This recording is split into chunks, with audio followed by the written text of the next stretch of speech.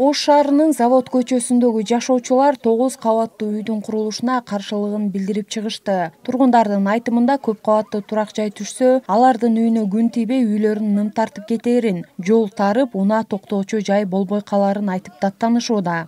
9 кабаттуу үй салынса, мына биздин домдорго таптакыр күн көрбөй калат десек, жок дейт. Биз бардык немелерди дайындап алдык. Бүт экспертиза, архитектурадан эмне чыгарып беришти.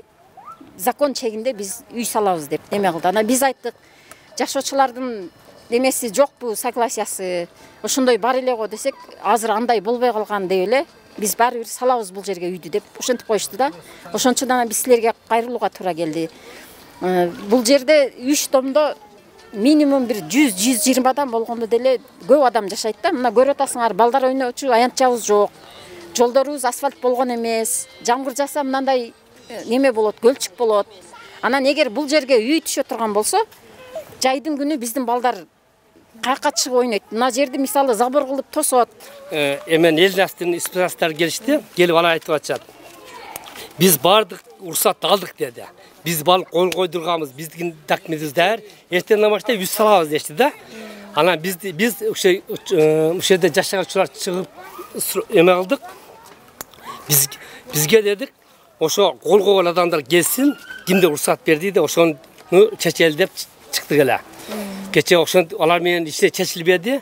Бизден дагы жогору жактан депутаттар келе, мэрия колдон чакырабыз деп кечтен бери ошону күтүп аттык эле. Бүгүн сиздер келипсиздер, биздин айтарыбыз ушул. Ал эми көп кабаттуу үйдү куруп жаткан Эл Насип курулуш компаниясынын өкүлү ал жерди Ош Акташ акционердик коомунан сатып алганын айтты. Курулушка керектелүүчү бардык документтерди бүтүргөнүн, жашоочулардын жерине курулуш өтпөрүн билдирүүдө.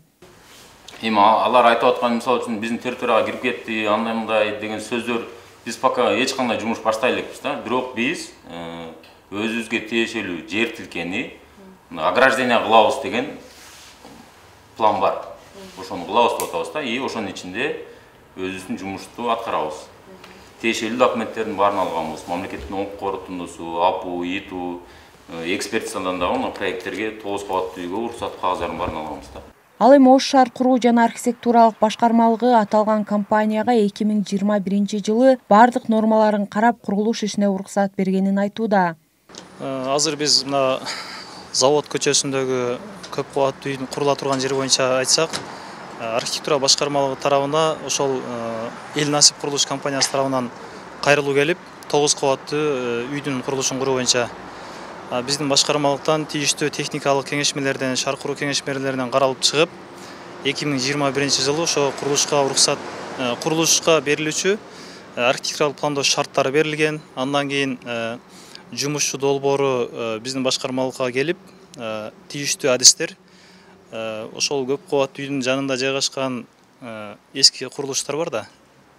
Ошол үйлөрдүн баягы күн тийүүсү жана башка маселелери боюнча бардыгын мыйзамга ылайык карап чыгып туруп, андан ары жумушчу долбоору макулдаштан өткөрүлгөн. Ошол биринчи, экинчи этаптагы архитектура башкармалыгы тарабынан берилүүчү иш кагаздары алынган.